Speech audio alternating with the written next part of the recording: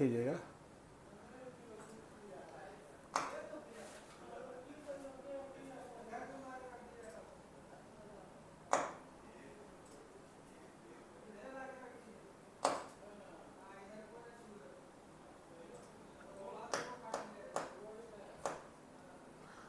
चलिए शुरू कर दीजिए।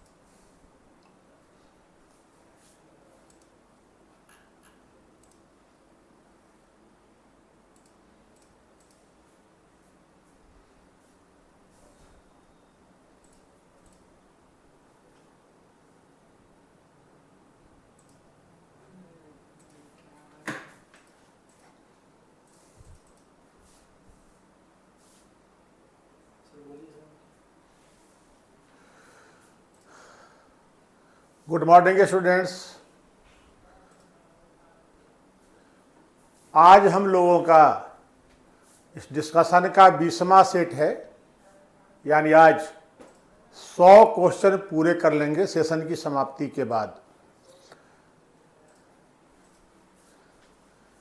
भारती गुड मॉर्निंग, रजनी, आकाश, रहमान, सबको गुड मॉर्निंग है। अब क्वेश्चन शुरू करेंगे। 96वां क्वेश्चन है 96th, जिसका डिस्कशन शुरू होगा। 20वां सेट है ये। पहला जो क्वेश्चन है, किसी राज्य के भीतर किसी क्षेत्र को किस प्रकार अनुसूचित क्षेत्र घोषित किया जाता है ना। ये अनुसूची 5 या 6 के तहत घोषित होता है, क्योंकि यही दो अनुसूची अनुसूचित क्षेत्र से संबंधित है। विकास गुड मॉर्निंग। अभी देश में लगभग 8.5% जनजातियों की आबादी है और देश का लगभग 11.4% भूभाग अभी वर्तमान में अनुसूचित हैं। अनुसूचित क्षेत्र यही है।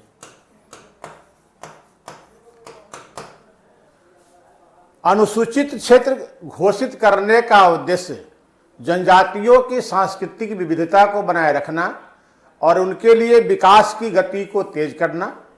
अनुसूचित क्षेत्र घोषित कर दिए जाने पर केंद्र सरकार वहाँ के प्रशासन के विषय में विशेष दिलचस्पी भी रख सकती है ना।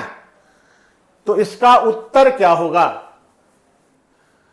ये अनुच्छेद एक चीज और है। अनुसूचित क्षेत्र जो घोषित किया जाता है अनुच्छेद 244 के तहत घोषित होता है और वहाँ के प्रशासन में कुछ प्रिविलेज दे दिया जाता है उन्हें, ताकि जैसे भूमि अधिग्रहण करना है तो उसके लिए कुछ विशेष प्रावधान होते हैं। जमीन के क्रय विक्रय को लेकर विशेष प्रावधान होते हैं। आर्टिकल 249 के तहत अनुसूचित क्षेत्र के लिए भारत की संचित निधि से सहायता अनुदान देने का प्रावधान है, ताकि उनकी सांस्कृतिक पहचान जो है वो कायम रहे और वहां विकास की गति को तेज किया जाए। इसके लिए केंद्र सरकार सीधे हस्तक्षेप, प्रत्यक्ष हस्तक्षेप भी क्षेत्र में कर सकती है। अब प्रश्न यहां यह है कि किसी राज्य के भीतर अनुसूचित क्षेत्र किसी को अगर घोषित करना है, किसी एरिया को, तो किस प्रकार घोषित होगा। जो अनुच्छेद 244 का प्रावधान है उसके अनुसार राष्ट्रपति राज्य सरकार से सलाह मशविरा के बाद किसी क्षेत्र, राज्य के भीतर किसी क्षेत्र को अनुसूचित क्षेत्र घोषित कर सकता है। तो यह अधिकार राष्ट्रपति के पास है। राष्ट्रपति राज्य सरकार से सलाह मशवरे के बाद अनुसूचित क्षेत्र घोषित कर सकता है।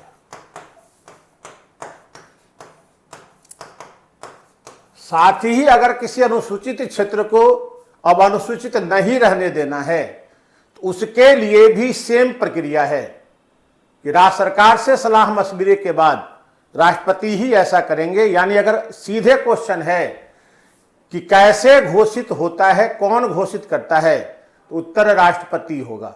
नहीं, राष्ट्रपति ही होना है। अब विकल्प देख लेते हैं। संसद के पास नहीं है तो गलत हो जाता है। राज्य सरकार के अनुशंसा पर संसद, ये गलत हो जाएगा। राज्य सरकार के प्रस्ताव पर राज्य विधानमंडल, ये भी गलत है। राज्य सरकार के अनुशंसा पर केंद्रीय मंत्रिपरिषद, ये भी गलत है। हाँ, राज्य सरकार की अनुशंसा पर राष्ट्रपति द्वारा घोषित होगा। तो अगर डायरेक्ट क्वेश्चन है सिंगल लाइन का तो राष्ट्रपति होंगे।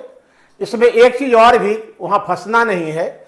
अगर राज्य सरकार के स्थान पर राज्यपाल शब्द भी लिखा जाता है तो यही होगा, क्योंकि राष्ट्रपति राज्यपाल से सलाह लेते हैं, उनसे सलाह मशविरा होगा, मुख्यमंत्री या मंत्रिपरिषद से नहीं होगा।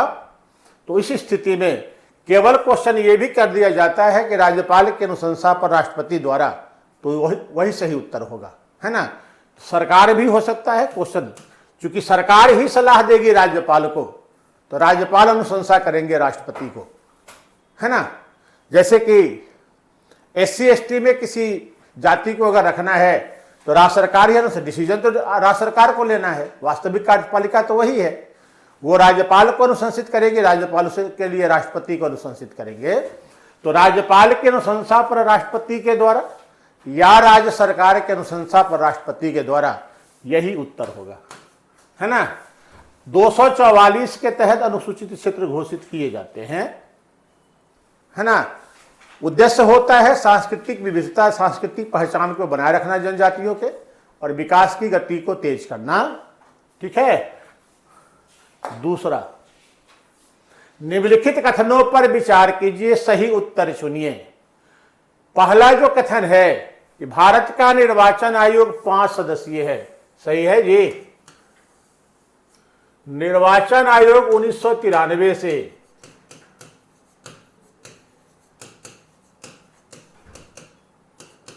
1993 से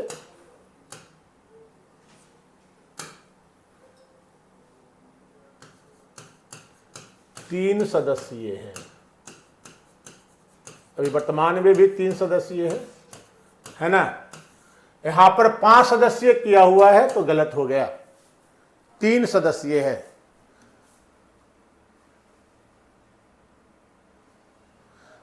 ऑप्शन दोनों एक कैसे कर देंगे वो, है ना। दोनों राज्य सरकार होंगे या राज्यपाल होंगे, दोनों में से कोई एक ही होगा, क्योंकि राज्यपाल को राज्य सरकार की सलाह पर ही काम करना होता है, और जो उनका 3 विवेकाधिकार है उसमें ये शामिल नहीं है। तो हर हाल में राज्यपाल और राज्य सरकार एक ही होंगे, अलग अलग तो होंगे नहीं। जो 3 विवेकाधिकार संविधान देता है, अनुच्छेद 200, अनुच्छेद 201 और 356, उसमें अनुसूचित क्षेत्र तो शामिल नहीं है। विधानमंडल द्वारा पारित विधेयक को आरक्षित करना, किसी अध्यादेश को जारी करने से पहले राष्ट्रपति से अनुमति मांगना, और 356 लागू करने की अनुशंसा राष्ट्रपति को करना, यही 3 विवेकाधिकार है ना। तो खुद से तो संभव नहीं है। खुश रहिए संगम। तो यही 3 है। तो इसी 3 को, इसके बाद तो जो भी करना है राज्यपाल को मंत्रिपरिषद की सलाह पर, सरकार की सलाह पर ही करना है। तो फिर विकल्प ऐसा कैसे दे देगा आयोग, है ना।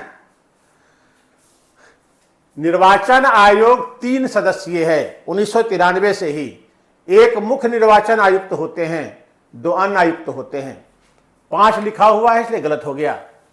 संघ का गृह मंत्रालय आम चुनाव और उपचुनाव के लिए चुनाव कार्यक्रम का निर्धारण करता है। अभी हाल में हुआ था।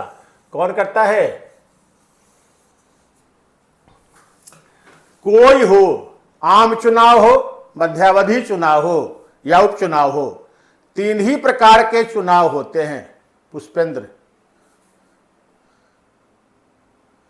क्या लिखे हो बेटा पुष्पेंद्र? वर्तमान में अनुच्छेद, इसके बाद क्या है नहीं दिख रहा है, फिर से एक बार लिख कर भेजिए।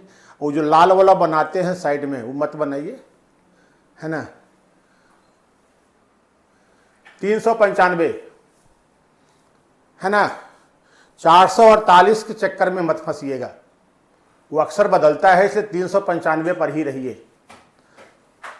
448 किताबों में भी है लिखा हुआ, लेकिन महिला आरक्षण में कई नए अनुच्छेद जोड़े गए हैं।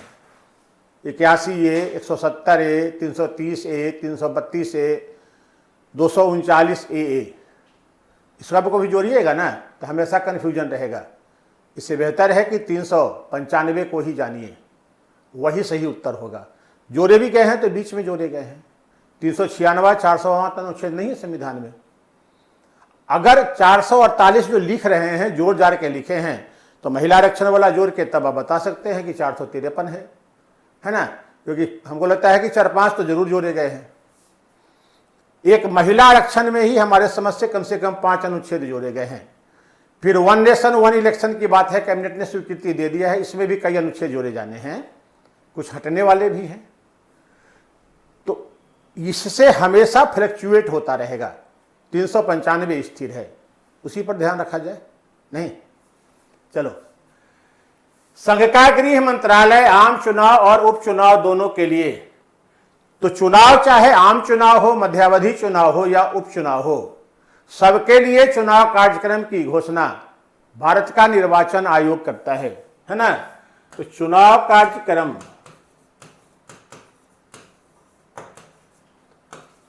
की स्थापना की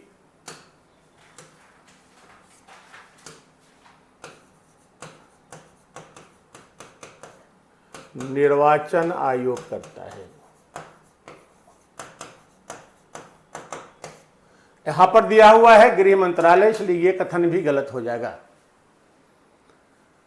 निर्वाचन आयोग मान्यता प्राप्त राजनीतिक दलों के विभाजन विलय से संबंधित ये है इनका काम, है ना। राजनीतिक दलों को मान्यता भी देते हैं, विभाजन विलय से संबंधित विवाद को निपटाते भी हैं, चुनाव चिन्ह के विवाद को भी निपटाते हैं। तो उत्तर जो होगा वो केवल 3 हो जाएगा। ये काम निर्वाचन आयोग का है ना।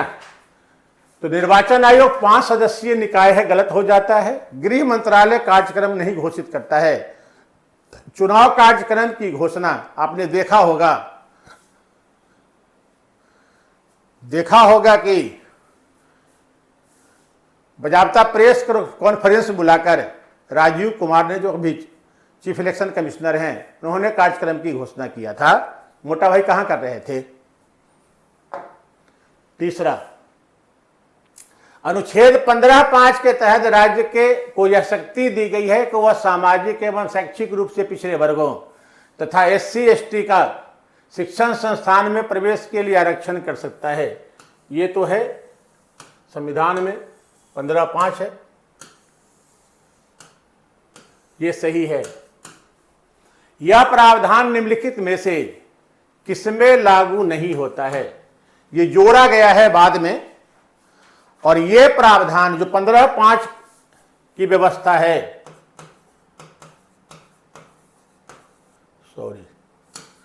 15(5) में ये कहा गया है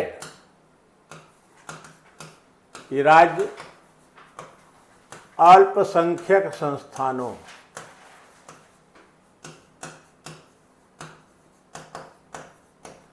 को छोड़कर अन्य शिक्षण संस्थान में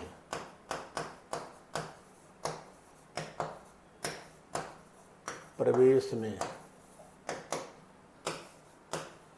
कमजोर वर्ग केवल लिख देते हैं, कमजोर वर्गों तथा SC/ST को आरक्षण दे सकता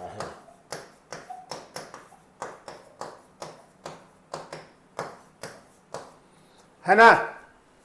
तो ये आरक्षण का जो प्रावधान है राज्य द्वारा वित्त पोषित, सरकारी है, निजी, सब में है, सब में ये प्रावधान है कि आरक्षण दिया जा सकता है, लेकिन अल्पसंख्यक संस्थान में नहीं है। इसको छोड़कर ही है ये व्यवस्था। अल्पसंख्यक संस्थान को इससे बाहर कर दिया गया है ना।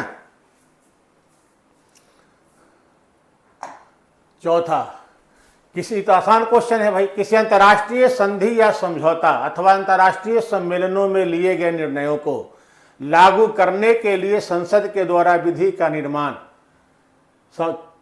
का संवैधानिक प्रावधान क्या है ना। अनुच्छेद कितना है?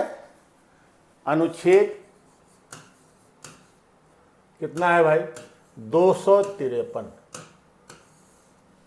है ना। राजसूची है लिखा हुआ, राजसूची का विषय कर दीजिए। क्वेश्चन में था, लगता है हम ही से छूट गया होगा या प्रिंट के दौरान छूटा है। राजसूची, राजसूची के विषय पर है ना।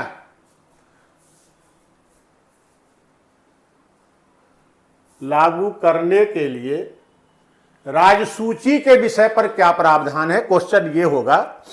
और जो अनुच्छेद 253 की व्यवस्था, इसके अनुसार किसी अंतरराष्ट्रीय संधि या समझौता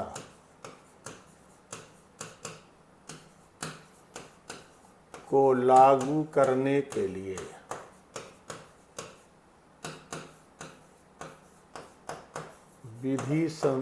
विधि संसद बनाएगी।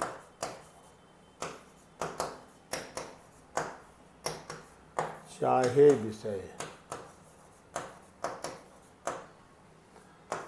राजसूची का ही क्यों ना हो। किसी भी सूची का विषय है, विधि बनाने का अधिकार केवल संसद को है। अब जब संविधान ने संसद को अधिकार दिया तो राज्य से पूछने की, राज्य की सहमति का कोई मतलब यहां नहीं है ना। तो सहमति की आवश्यकता, राज्य की कोई भूमिका ही नहीं होती है। इसलिए 3 विकल्प राज्य की सहमति से ही कह रहा है, इसलिए तीनों गलत हो जाता है। बिना राज्य की सहमति के ही ऐसी विधि बनेगी, है ना। कोई सहमति की आवश्यकता नहीं है।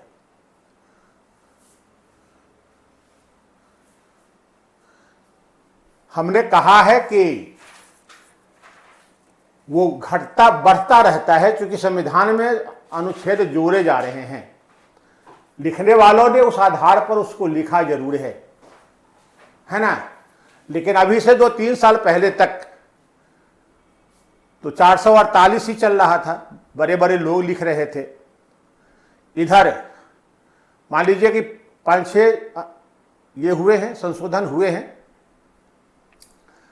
लेकिन इससे लगभग 50 अनुच्छेद जोड़े गए हैं, ऐसा हमको नहीं लगता है। ठीक है, महिला आरक्षण में 5-6 जोड़े गए हैं। इसके पहले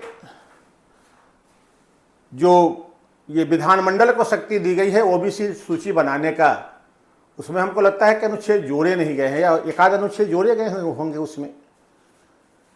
उसके पहले 16(6) जुड़ा है 103वें संशोधन से। 104वें संशोधन से जो SC/ST के आरक्षण को बढ़ाया गया है लोकसभा विधानसभा में, या फिर एंग्लो इंडियन के मनोनयन को समाप्त किया गया होता तो 2 अनुच्छेद तो उसमें शिथिल किए गए हैं, हटाया गया या नहीं हटाया गया ऐसा लिखा नहीं गया। उसके पहले एक OBC आयोग बना है, उसके लिए अनुच्छेद 338 ख जोड़ा गया था, और उससे पहले जो बना GST लागू किया गया था 101 के द्वारा, तो उसमें जो लिखा गया है वो 279A लिखा गया है, अनुच्छेद के अंदर अनुच्छेद लिखा गया है, कैपिटल में रहता तब अनुच्छेद जुड़ा रहता है वो। तो ऐसी स्थिति में ये तो शायद जुड़ा नहीं होगा, या जुड़ा होगा 1-2 अनुच्छेद उसमें भी, लेकिन 50 अनुच्छेद इधर हाल के वर्षों में जुटे हैं, ऐसी तो बात हमको नहीं लग रही है। NJAC मान लो लाया गया था तो अवैध ही है, लेकिन खैर संविधान में तो कुछ जोड़ा ही गया होगा, तो सब मिलाकर हमको लगता है कि 20-25 जुड़े होंगे, 50 आपके अनुसार आ रहा है, तो ये कन्फ्यूजन हमेशा बना रहेगा। इससे बेहतर है, हम तो सुझाव आपको यही देंगे कि 395 पर ही रहिए, वही उसका सही उत्तर भी होगा, क्योंकि इस ढंग से जब भी क्वेश्चन पूछा गया है तो 395 को ही सही माना गया है। तो इन उलझनों में नहीं फंसिए, नहीं तो दिक्कत होगी, है ना। अंतिम क्वेश्चन है, किस न्यायिक वाद के द्वारा सर्वोच्च न्यायालय ने मौलिक अधिकारों एवं राज्य के निदेशक तत्वों को लेकर न्यायालय एवं संसद के बीच होने वाले टकराव को समाप्त कर दिया? कौन था? सिंपल क्वेश्चन है। इसमें कहा, इसमें रद्द किया राज्य की शक्ति को, जब रिजर्वेशन दिया गया मद्रास राज्य में SC/ST को इंजीनियरिंग और मेडिकल कॉलेज में, है ना। ये 1951 का ही वाद है, ये तो विवाद के शुरुआत का ही था। इस विवाद से बचने के लिए 9वीं अनुसूची लाई गई थी, विवाद समाप्त नहीं हुआ था, इसमें विवाद गहराया था। जब कहा कि मौलिक अधिकार में संशोधन नहीं कर सकते हैं, इसमें मूल ढांचा की अवधारणा आई, एक तरह से पंचायती किया गया, समाधान किया नहीं गया। मिनर्वा मिस में कहा गया कि मौलिक अधिकार और निदेशक तत्व एक दूसरे के पूरक हैं।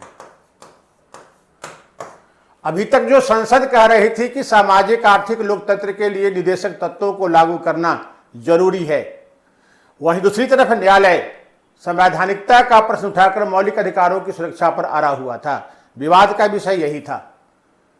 एक का कहना था कि सामाजिक आर्थिक परिवर्तन की गति तेज हो, इसलिए निदेशक तत्व लागू करेंगे।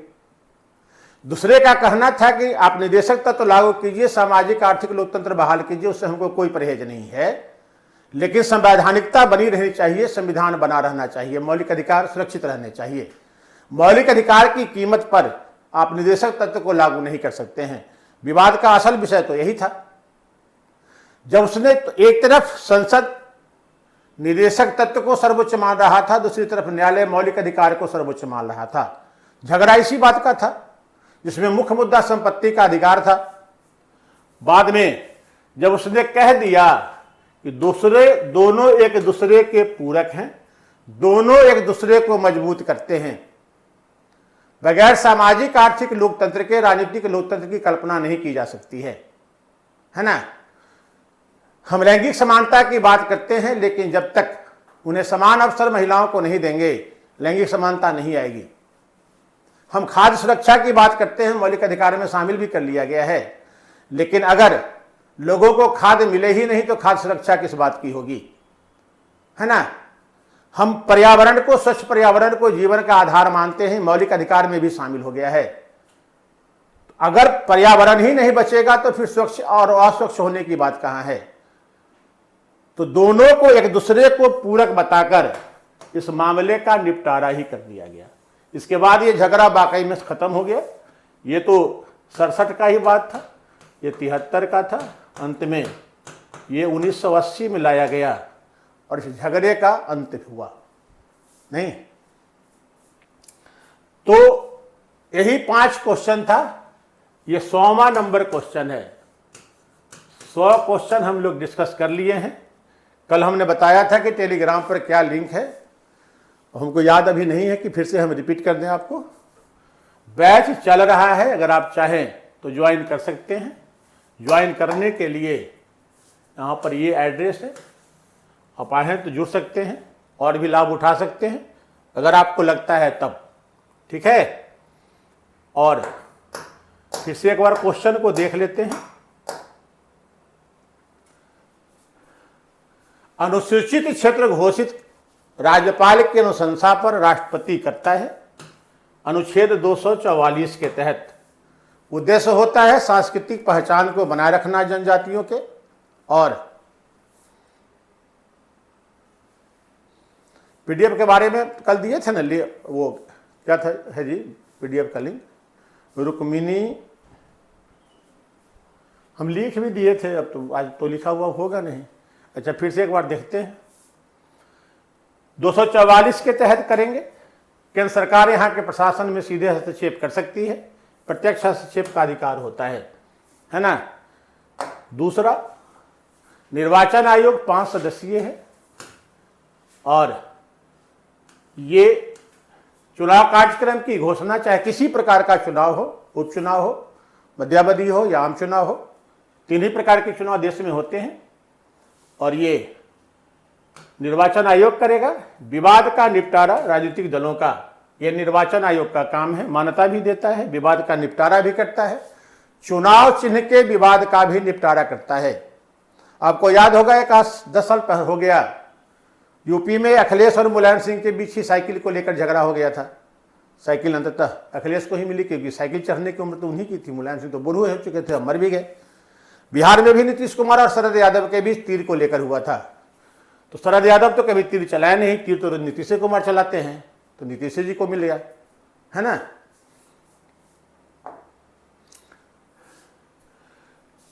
SC ST एवं सामाजिक तथा शैक्षिक रूप से पिछड़े वर्गों को शिक्षण संस्थानों में प्रवेश में आरक्षण देने का अधिकार राज्य को है अनुच्छेद 15(5) के तहत, लेकिन राज्य की यह शक्ति अल्पसंख्यक संस्थानों पर लागू नहीं होगी, जिसका गठन अनुच्छेद 30 के तहत करने का प्रावधान है। उत्तर यही होगा भाई।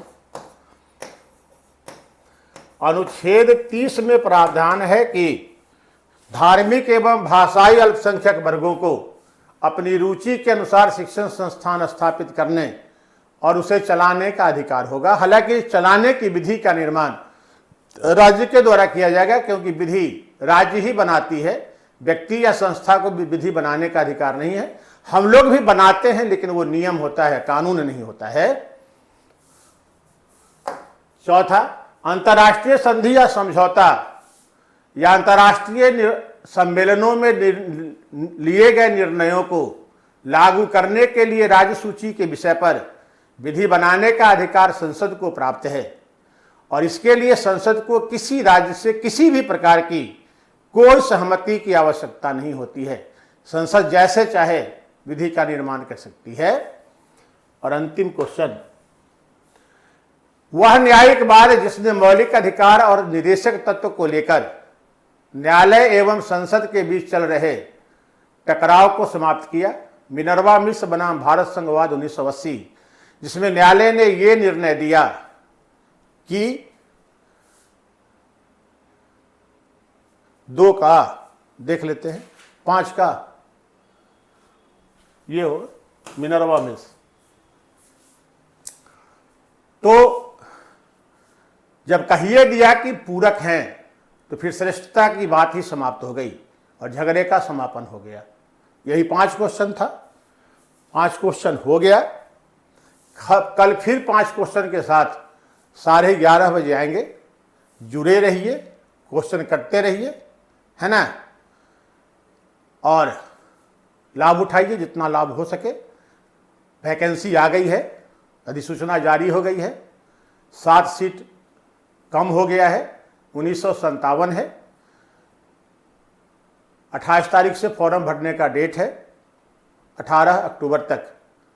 अब समय गंवाए बिना जी तोड़ से लग जाइए, निकालना तो है ही, बस गंभीरता में कमी ना आए, एकाग्रता में कमी ना आए, जी जान से लग जाइए, निकल ही जाएगा। ठीक है ना।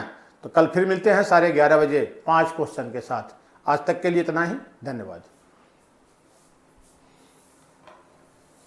वो एक मिनट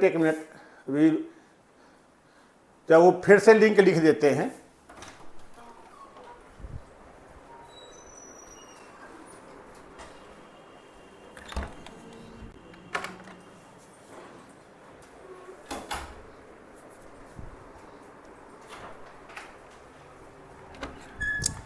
क्या है टेलीग्राम पर लिंक, चैनल है लिख दिया ये वाला नहीं आगे कीजिए, ये भी है प्रकाशन लाइव उधर कीजिए ना सर, कौन अपना ऐड निकालिए ऐड, हाँ और आगे एक और आगे ये ये हाँ यही है भाई, देख लीजिए टेलीग्राम पे है, चिन्ह बनाए हुए, हम चिन्ह नहीं पहचानते हैं, टेलीग्राम पे है, यहीं से पीडीएफ मिलेगा, यही है, देख लीजिए। बाद में भी आपके मोबाइल पे जाता होगा तो देख लीजिएगा, इस पर पीडीएफ जाता है, सारा पीडीएफ इस पर अवेलेबल है, आप देख सकते हैं। जहाँ कन्फ्यूजन होगा कि इस क्वेश्चन में नहीं ये हुआ, बाद में भी पूछ सकते हैं जब क्लास चलते रहता है तो, ठीक है ना। तो आप आज तक के लिए इतना ही है, इसको देख लीजिए। इसी पर आप जाकर पीडीएफ निकाल कर देख सकते हैं कि किस क्वेश्चन के विषय में क्या कहा गया है, ठीक है ना। चलिए धन्यवाद।